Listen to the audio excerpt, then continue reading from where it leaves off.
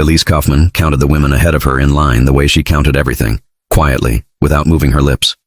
6. She was 7th. The processing building was a converted supply depot. 2 fans moved the air without cooling it. A corporal sat behind the intake desk with a clipboard and a pen, and the flat efficiency of someone who had done this many times before. She saw his left hand first. The scar ran from the base of his thumb to his wrist, pale and slightly raised, the kind of scar that comes from asphalt and speed and a bicycle that stopped faster than the rider did. She had watched it happen on Vine Street in the summer of 1933. She had been 11. He had been 12 and trying to impress someone, and had gone down hard on the corner of Vine and Elder, and she had been the one who ran to get his mother. She knew the scar before she knew the face. Then she looked at the face. James Aldridge. From 6 blocks away, from the church on Liberty Street where the sermons were half English and half German, and the hymns were always German because that was how the over-the-Rhine neighborhood did things, had always done things, would probably keep doing things long after the war rearranged everything else. James Aldridge, who had carried her mother's groceries up 3 flights of stairs every Saturday without being asked, who knew 24 words of Cincinnati German that existed nowhere else on earth, who had waved to her from a porch on a June morning in 1936, when her father's truck pulled away from 412 Vine Street and she had pressed her face to the rear window and watched the street get smaller until it disappeared. She had 3 seconds. She used them to decide. The 5th woman stepped away from the desk. The 6th stepped up. Elise looked at the floor and built the wall, not out of coldness, but out of the particular discipline of a woman who has spent 9 years learning that the wrong reaction at the wrong moment costs more than silence ever does. By the time the 6th woman stepped away, the wall was up.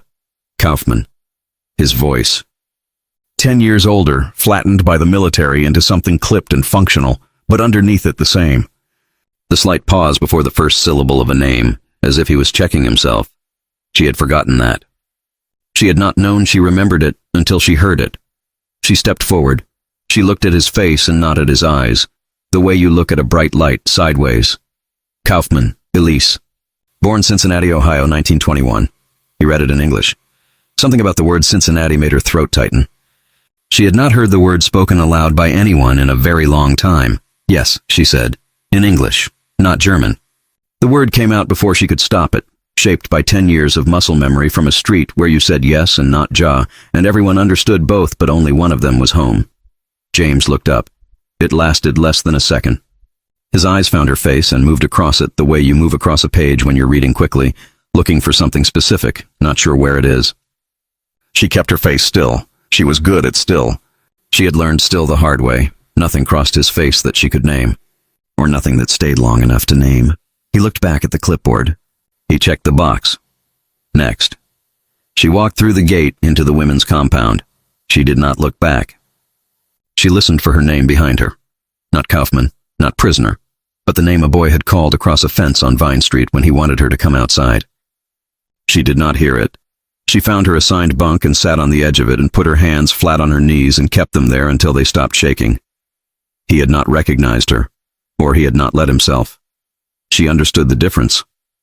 She had spent the last 4 years in the company of people who had learned that not letting yourself see a thing was easier than seeing it and having to decide what to do. It was a skill. She had it herself. But she had seen his hand shake when he checked the box, just slightly. Just enough. She looked at the ceiling of the barracks and thought about Vine Street in July, the particular smell of it, the sound of German and English trading places in the same sentence, the way the light came through the window of her mother's kitchen in the morning. She thought about the truck pulling away and James getting smaller and smaller on the porch until he was just a shape and then just a street and then nothing. 9 years. And here was the corner of Vine and Elder again, except this time neither of them was moving, and the distance between them was not 6 blocks but something harder to measure. She folded her hands in her lap and said nothing to no one. She was good at that too. If these stories are resonating with you, please leave a like and subscribe to help us bring more of this history to light. Also, I'd love to know which part of the U.S. you're watching from today. Let me know in the comments below. Elise did not test him on the first day. She thought about it. The idea passed through her mind while she stood in the laundry line and again while she waited for soup at the mess table. There were things she could say, things only someone from Vine Street would understand. A phrase from the butcher on Elder, a joke her mother used at church socials, a way of pronouncing Rhineland that only the neighborhood said correctly. She said none of them. Not because she was afraid he wouldn't understand. Because she was afraid he would. James moved through the camp with the same careful economy he had as a boy. Not hurried, not loud. He had the posture of someone who had learned not to waste movement in a room where every movement might matter. She noticed that first, then the pen in his right hand, always clipped to the same angle. Then the way he did not let his attention rest too long on any one face. He was practicing not knowing. That was what she decided by the second day. On the third day, during medical intake, she sat across from a nurse while James stood beside the desk and checked forms. The nurse asked the usual questions. Any pain? Any fever? Any trouble sleeping? Elise answered yes, no, in a voice that sounded flat to her own ears. James did not look at her. When the nurse asked where she had lived before Germany, Elise said, Cincinnati. The nurse wrote it down.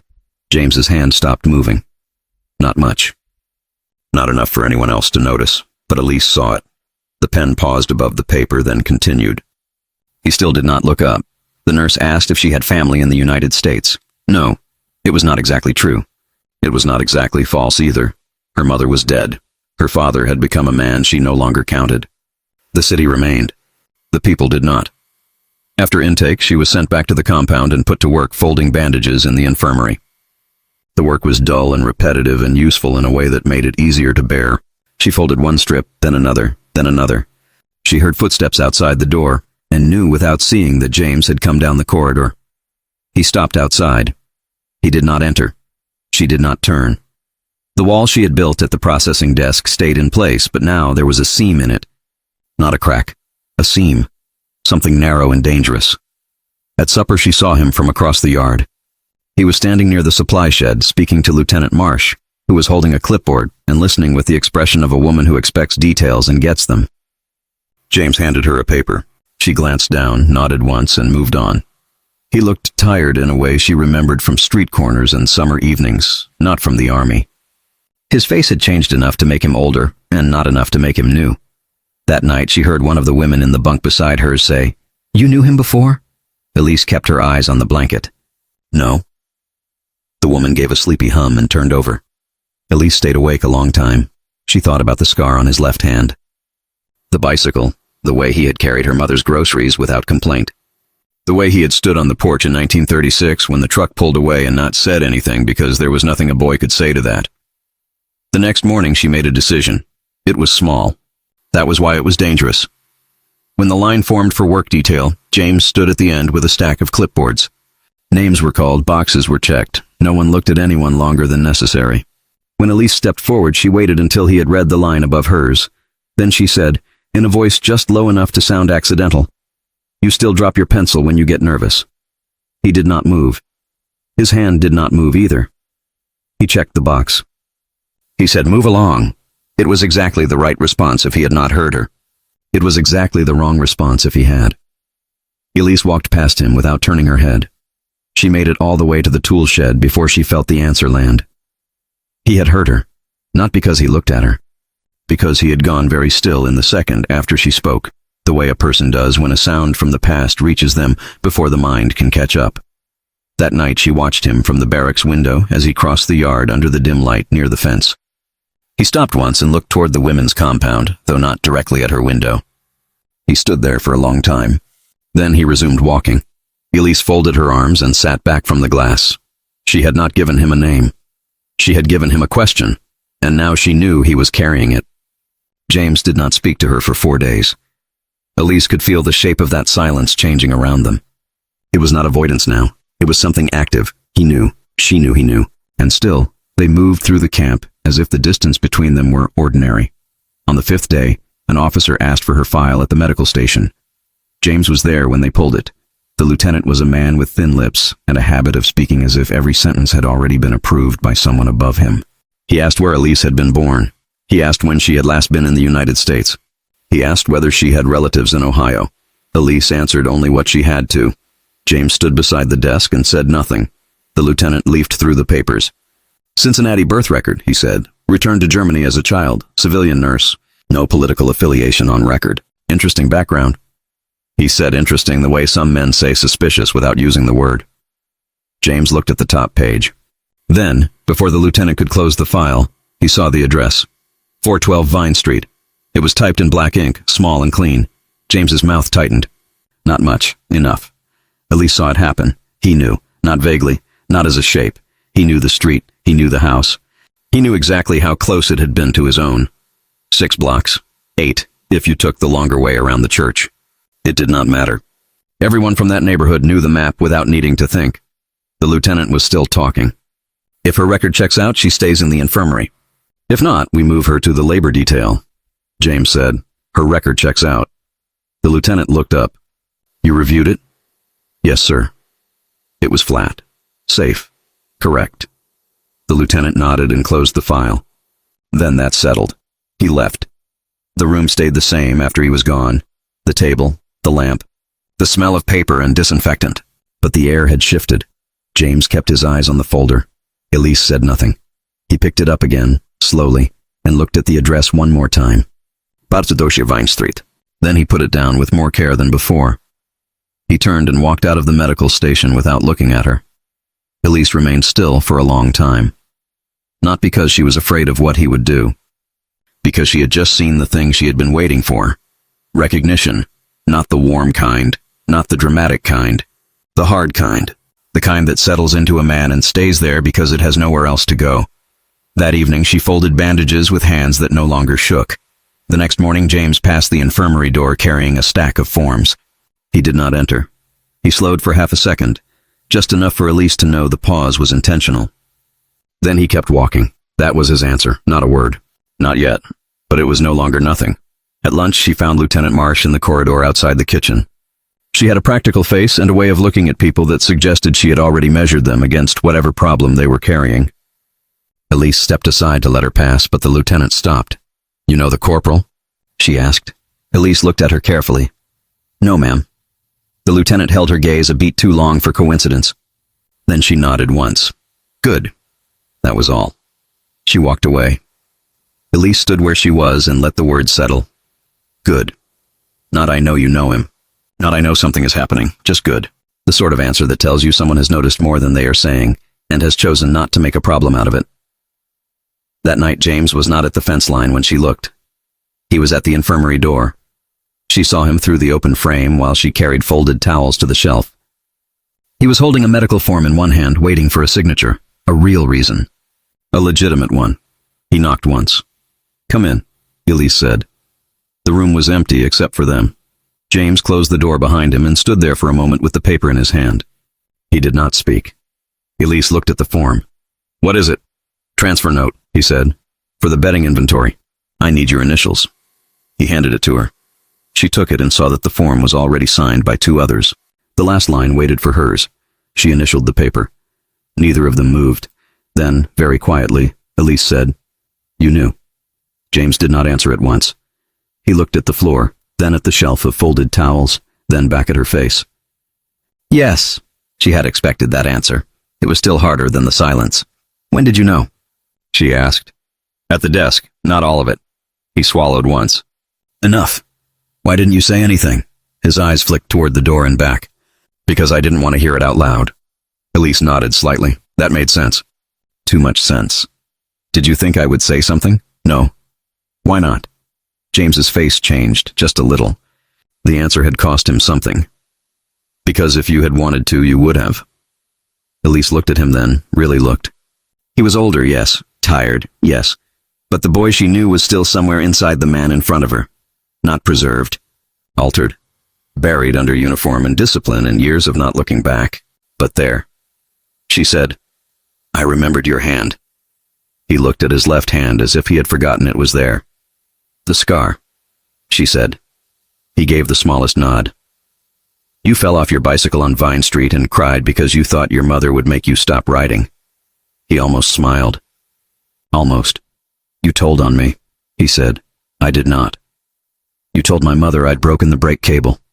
I saved you from lying to her badly. That was the first thing either of them had said that belonged entirely to the old neighborhood. James let out a breath he had not meant to show. Elise saw him working not to say more than he should. She was doing the same thing. Do you remember the church basement? She asked. He glanced up. The orange soda? And your cousin getting sick on the hymn books. He closed his eyes briefly. My mother never let us live that down. For the first time since she had seen him at the desk, Elise felt the wall move. Not fall, move. It was enough. James stepped back toward the door. I should go. Elise nodded. Then, before he opened it, she asked, Do you still know the route to Elder Street from the alley behind the bakery? He looked at her for a long second. Yes, he said, and then he left. Elise stood alone in the infirmary and listened to his footsteps fade down the corridor. She had not expected warmth. She had expected the harder thing, and now she had it. James came back the next afternoon. He had the same paper in his hand, but Elise knew before he spoke that the form was only the excuse. He stood in the doorway with the heat behind him and the smell of dust on his uniform, and looked at her as if deciding how much of this was allowed to exist. You have a minute? He asked. Elise nodded. He closed the door. This time he did not wait by it. He came in far enough to stand beside the table, not across from her, not too close either. That bothered her more than if he had moved directly into her space. It meant he understood distance. It meant he was measuring it on purpose. I read the address again, he said. Elise said nothing. 412 Vine Street. Yes. He looked at the paper in his hand, though he was not reading it. I stood outside that house half a dozen times and never thought I'd see it written on a military form in Tennessee. It was still the same number. He let that sit. Your father sold the hardware store before you left. Elise looked up at him sharply. He gave a brief nod. My mother talked, everybody talked. She said your father thought Germany was going to fix everything. It was never going to fix anything. No, James said. It wasn't. The certainty in his voice mattered. More than she wanted it to. She folded the towel she had been holding and set it on the table. Did you think I would have said something at the desk if I had recognized you first? James answered carefully. No. Why not? Because you always knew when to keep your mouth shut. That was unfair. And true. She almost smiled at the same time she wanted to correct him. You remember me that well? She asked. I remember the whole block, he said. The bakery smell, the church bell. Your mother calling you in at dusk like the day had to be negotiated with. Elise looked away. Memory had a way of making the room larger and smaller at the same time. What happened after 1936? He asked. She knew what he meant. After the truck, after the house, after Vine Street stopped belonging to them. My father became serious, then louder, then certain. She kept her voice even. He wanted Germany. My mother wanted the house to stop shaking every time he opened a newspaper. James listened without interruption. We left in the spring. He said it was temporary. He said we were only going to see family. She gave a very small shrug. The lies were always more polite before they became permanent. James leaned one shoulder against the wall. I wrote twice. I know. He looked at her. You do? My mother told me, after the letters stopped. She said she knew you kept writing. He said almost too quietly. I did. Elise nodded. I wrote too. He stared at her. I wrote for a long time after they stopped coming back. James's face changed in a way she had not seen yet. Not surprise, not exactly sorrow. Something closer to the pain of a door opening after years of being kept shut. Why didn't you tell me? He asked. Elise answered honestly. Because I did not know if I was allowed to still be the girl on Vine Street. He looked down at the floor. When he spoke again, his voice was rougher. You were. It was such a simple sentence that it nearly undid her. She turned to the shelf and pretended to straighten a stack of folded cloths she had already arranged twice. James waited. Then he said, My mother kept your last letter. Elise turned back. It was the one about the church picnic, and the flood on Elder Street, and your mother's apricot cake. He gave a tiny, strange smile. She kept it in the top drawer with the tax papers. Elise laughed once before she could stop herself. It came out more like a breath than a sound. James looked relieved by that, which made her want to laugh again. For a moment, neither of them spoke. Then Elise said, Your mother hated your handwriting. He blinked. She told you that. She told everyone. He shook his head with a look of private surrender. That sounds like her. The door rattled once from a gust of air outside. Neither of them moved toward it. What happens when you go back? Elise asked. James looked at the paper in his hand again and then set it on the table. I don't know. You could stay. The words surprised even her. She had not meant them as an invitation. They came out as a fact from a place beneath thought. James looked at her, but he did not answer right away. I mean, she said, and then stopped because she had said too much. He did not make it harder. Stay where? In the neighborhood. He almost smiled. You think there's still a neighborhood? Elise thought of Vine Street, of how everything had changed, and yet some corners likely still smelled the same in the summer. There is always a neighborhood somewhere. James let out a short breath through his nose. That's a very Cincinnati thing to say. It is. He looked at her for a long time after that. Long enough that she understood they were standing at the edge of something neither of them knew how to enter without damaging it. At last he picked up the form, folded it once, and put it in his pocket. I should go, he said. Elise nodded. He paused at the door and looked back. You still remember the route to Elder Street? She met his eyes. Yes. Then you'll know the shortest way to your mother's church if you ever need it. Elise did not answer. She didn't trust the answer to be simple enough. James opened the door and stepped back into the heat. She stood in the infirmary and listened to his footsteps disappear. Then she sat down very carefully in the chair he had stood beside and kept her hands in her lap for a long time. Elise noticed the shift before anyone said anything about it. It was small at first. The way James was assigned to the infirmary door more often than the yard gate. The way Lieutenant Marsh started bringing forms her son was too old for the room. My mother would have liked that, she said. James did not answer immediately. Then he said, Mine still says she expects you to come home and complain about the weather like everyone else. Elise smiled before she could stop herself. I never complained about the weather. You complained about everything else. That is not true. He looked at her for a long moment. It is. She should have denied it. Instead, she let the silence stretch. Then James said, quieter, Do you remember the butcher shop on Elder? Yes. The man with the missing finger. The one who always gave us candy if we brought back his crate lids. That's the one. James folded the letter again and put it away. I walked past that place last time I was home. The sign was different, but the smell wasn't. Elise said, It never is. He nodded once. There was a knock on the door. A corporal entered with a stack of records and set them on the desk without looking at either of them long enough to make it odd. James straightened and took the top folder. Elise recognized the motion. The room had returned to itself. Official. Efficient. Safe. But not entirely. Because when the corporal left, James did not leave with him. He stayed until the quiet settled again. Then he said, I have to tell you something. Elise looked up. He was not looking at her yet. He seemed to be choosing the floorboards as if they had the answer written on them. When I saw your name at the desk, I knew the street before I knew your face. He paused. Not all of it, not at first, but enough. Elise did not move. I spent the first day trying not to think about the last time I saw your mother packing the truck. His voice was low, and the part I keep coming back to is that I didn't say anything. I stood there and watched you go, and I didn't say anything because I didn't know what the right words were. There weren't any, Elise said. I know that now. She looked at him carefully. That is not what you mean. He glanced up then, and there it was. The thing beneath the carefulness.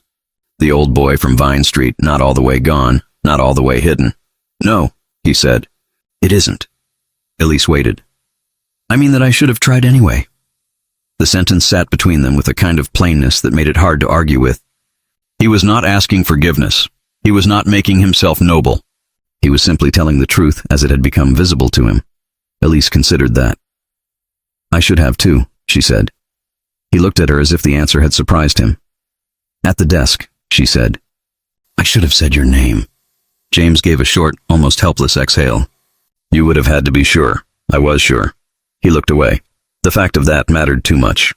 They both knew it. The afternoon deepened outside the window. The camp noise stayed where it was. Somewhere down the corridor above instead of sending a runner. The way nobody asked questions about the times James and Elise were in the same room with a legitimate reason for being there. That was how the camp worked.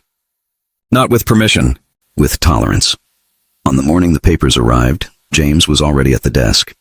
Elise had been sent to the medical station to sign a transfer sheet for bandage inventory. Lieutenant Marsh stood beside him, one hand on the file, the other resting on the back of a chair. She looked from Elise to James and then back again. Your file is in order, she said to Elise. Birth record, civilian work history, no security concerns on paper. A beat. You will remain in the infirmary unless that changes. Elise nodded. Lieutenant Marsh slid the folder toward James. and you will sign the recommendation that she stays on light duty until repatriation review. He read it once. Then again. Elise watched his face. It was the kind of paper that mattered because it did not look like much. One signature, one recommendation, one sentence on a form. But in a camp like this, that sentence was a door. James signed it. Lieutenant Marsh took the form, checked the bottom line, and nodded once. Good, she said. It was the same word she had used before. Elise looked at her then and understood, with a clarity that felt almost unfair, that the lieutenant had known all along. Not the details, but enough. She had seen two people from the same street trying not to be what they were, and she had decided not to interfere. After she left, James folded the pen cap back on and set it down very carefully. You didn't ask? Elise said. He looked at her. Ask what? Whether it mattered. It matters, he said. The answer was immediate, almost impatient, like he was offended by the possibility that it wouldn't. Elise looked down at the form. Her name, his signature, the camp stamps in black ink. It doesn't change what I am here, she said. No, he said. But it changes how they treat you while you're here. That was more than enough. She knew it and disliked that she knew it.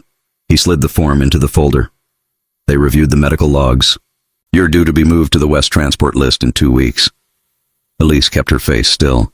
And then someone decides where Germany thinks you belong. Germany, not home. Not yet.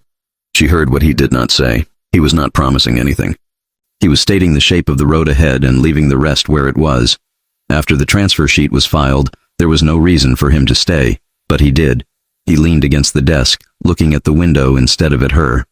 I got a letter from my mother. Elise waited. He drew it from his pocket and held it without unfolding it.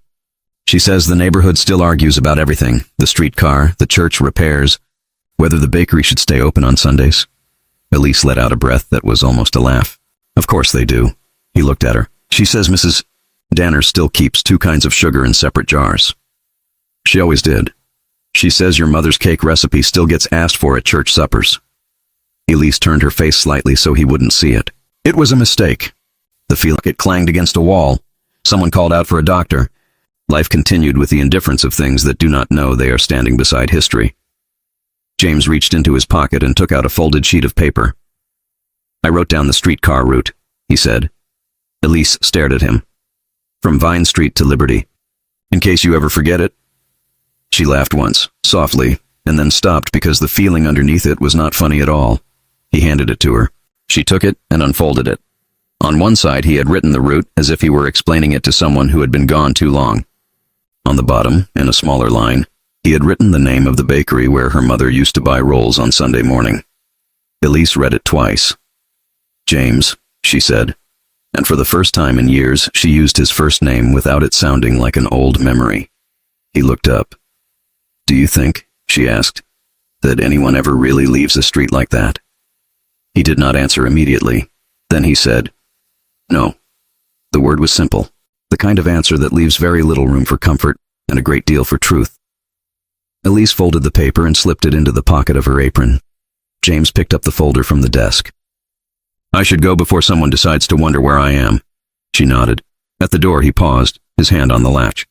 When you leave, he said, write. It wasn't an order. It wasn't even quite a request. Elise met his eyes. I will. He nodded once and went out. She stood alone in the infirmary for a long time after the door closed. Then she took the route sheet from her pocket and looked at it again, not because she needed directions, but because she needed proof that something from home still knew how to find its way into her hands.